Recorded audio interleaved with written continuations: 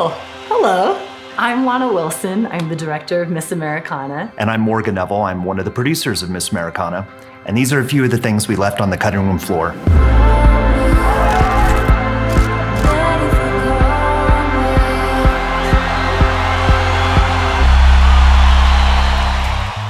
I will say that I remember we did have a 40-minute long version of The Writing of Only the Young, which was kind of amazing. You know, I could watch that forever. So I'm sad we had to cut it down to 5 minutes. There was also a moment where her brother's with her in her kitchen, and he calls her out for wearing only her own merch at home. Yeah. And she's like, but it's free for me. You know, but she's wearing her own sweats and sweatshirt and t-shirt. Yeah. That was fun. It's a long scene, which is why I didn't make it. But Taylor backstage getting ready for her Reputation show, getting dressed.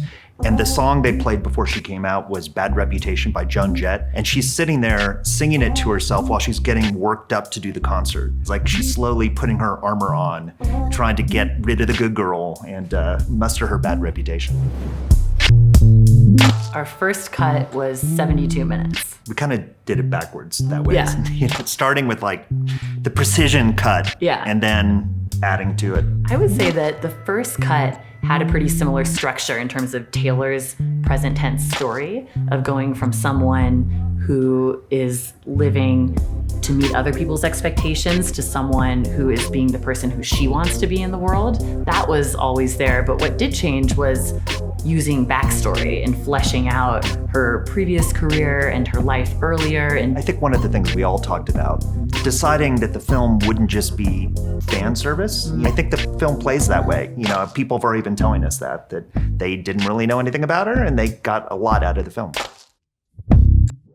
When I first met Taylor, she made really clear to me that she wanted a director's perspective on her life, on what she was going through. She's an extraordinary storyteller, and she knows that the best stories have a point of view. She also knew that she couldn't have an outside perspective on her own life. So for me, it was like a gift to hear that she wanted me as a director to go in there, find the story I wanted to tell. Everything I did on the film, the best thing I did on this film was getting Lana to do it, because the kind of mind meld that happened with them was so crucial.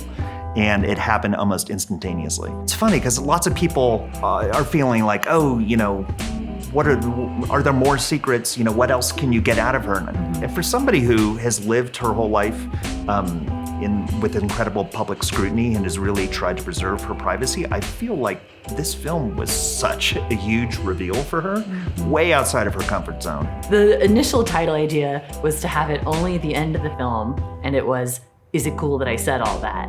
Because Taylor says so much in this movie, and I think people are really surprised how outspoken she is, how self-aware she is, how funny she is, and how she really has a lot to say. Check out Miss Americana. Now on Netflix.